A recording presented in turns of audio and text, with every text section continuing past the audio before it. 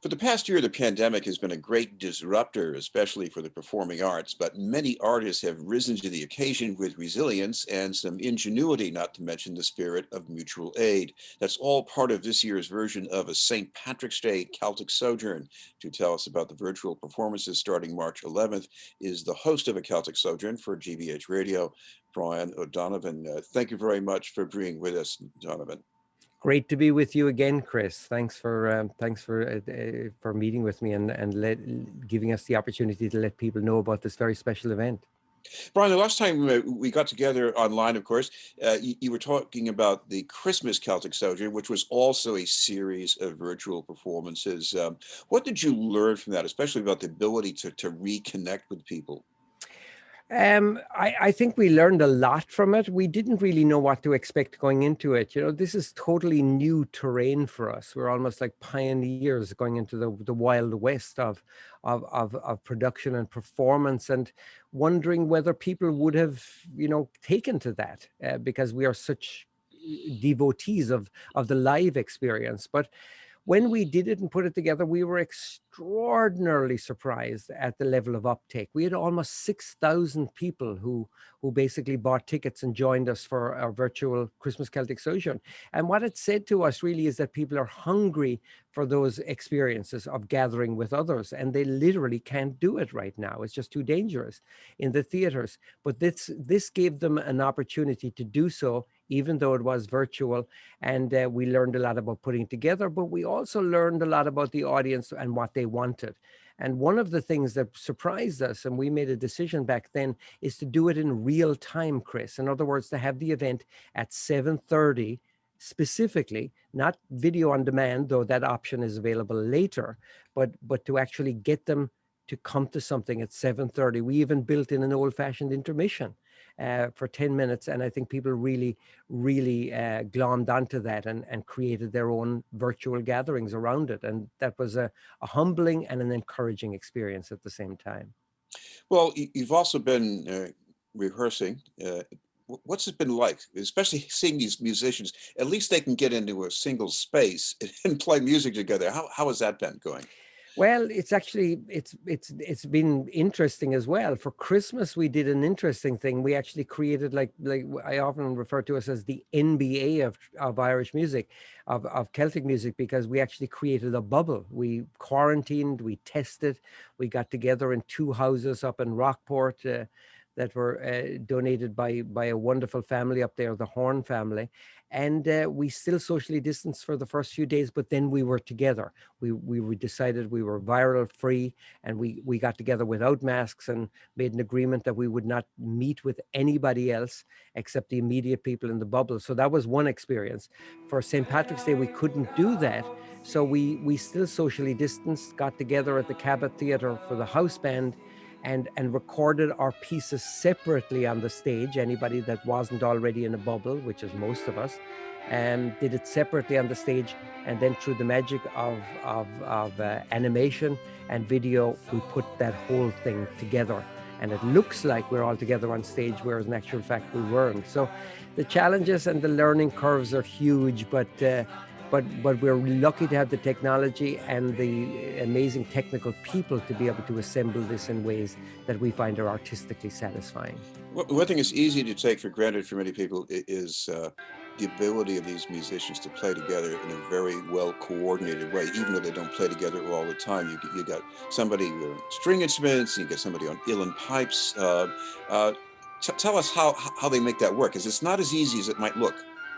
It's not. I mean, it's not as easy as it might look, even in normal times when we do get together and rehearse, because these are musicians that don't normally play together. But there's a magic in that, and folk music lends itself to that. It's not about the pristine quality of hitting that exact note at the same time like it would be in classical music. There's a looseness to it and a kind of a sharing of the experience. So that lends itself to it. But in the virtual environment, it also gives us opportunities. So we went across, for example, to County Donegal in Ireland and got a couple of musicians there who have performed with us in Boston in the past on concertina and fiddle. and recorded them in their own home place. We did the same up in Newfoundland. We got a dancer to join us from her home in Connemara, and blended all of those with audio and video, going back and forth across the Atlantic via Dropbox and WeTransfer and all those Zooms and all of those other technologies. And it allows us to put together something that, like Christmas Celtic, was quite satisfying artistically to us. I saw some rehearsal by Hanneke Castle and Jan Falke. So some viewers may say those don't sound like Irish names, but it certainly sounds like Celtic music. It is, definitely. And what St. Patrick's Day has always been for me when I set out to do this is to really take a trip around the influence that Irish culture has had around the world, which, of course, as we know, is disproportionate to the size of the country. And that's largely created by the fact that we were a country of immigration, because of our history, because of our economics, because of various disasters like the Great Famine in the mid-1800s. We populated the world with immigrants. And so we've got an outsized influence and reach in our culture. And so when you see Hanneke Castle, who is from Washington State, but is very influenced by Scottish music and Cape Breton music, you see a lot of what is going on in terms of the Irish influence. When you go to Newfoundland, you see the same thing. Up the Newfoundland, where there's a lot of Irish influences, or over to Donegal, where there are a lot of Scottish influences coming across through migrant workers.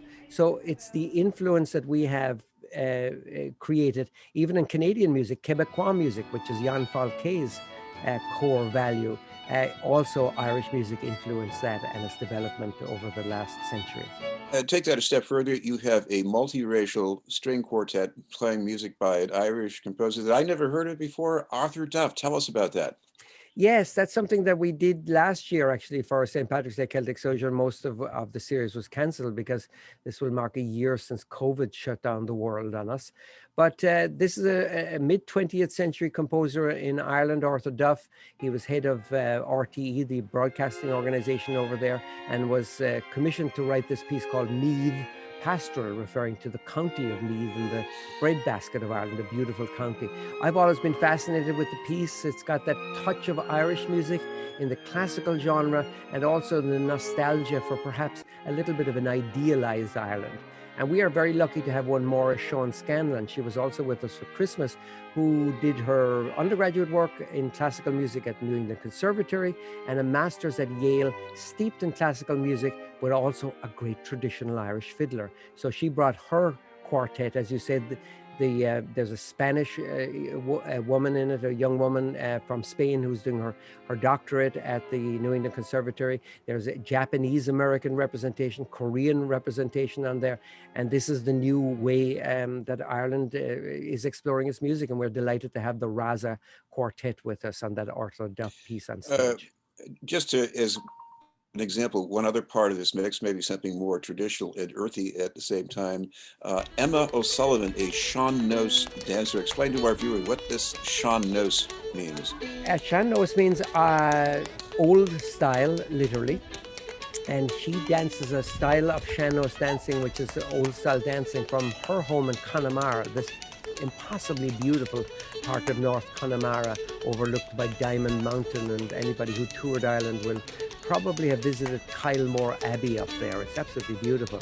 But Emma dances this very close to the ground, very rhythmic style. She's a young woman that's known for this. She dances a lot on the streets of Galway. And it's very different than the high-kicking river dance style, and is equally impressive and heartwarming to see, following the twists and turns of the tunes. Wait till you see Emma O'Sullivan with us. When I look at clips of these musicians, and it's not just Emma O'Sullivan, but their legs are moving, their feet are tapping. I mean, this is very, very kinetic. If you're in the audience, you're probably going to be doing the same thing. Absolutely. Not as well, but... not as well. But maybe you can take lessons from Emma on Zoom. But so there's hope for us all, Chris. It's a great exercise thing as well. But yeah, it's kind of infectious, isn't it? And I don't think you have to be Irish or even Irish connected. It's just basically people celebrating their exuberance in being on this world, and dancing does that really well, Irish dancing particularly, and it just simply makes you feel good and believe returns, belief returns when it's often now missing in our isolation, just in our sheer humanity and joyousness of being together. And one more thing people might have to do if they want to is sing. How's that going to work? Well, singing is a big part of our St. Patrick's Day Celtic Sojourn, and we often have what, are commonly referred to in Irish music, and a big part of Irish music, a good old-fashioned sing-along. And it's become a tradition for us to end the first half of the show with the Leaving of Liverpool, which has a rousing chorus and was made famous by the singing of the Clancy brothers. So we tip the hat to the Clancy brothers and their influence on traditional Irish singing.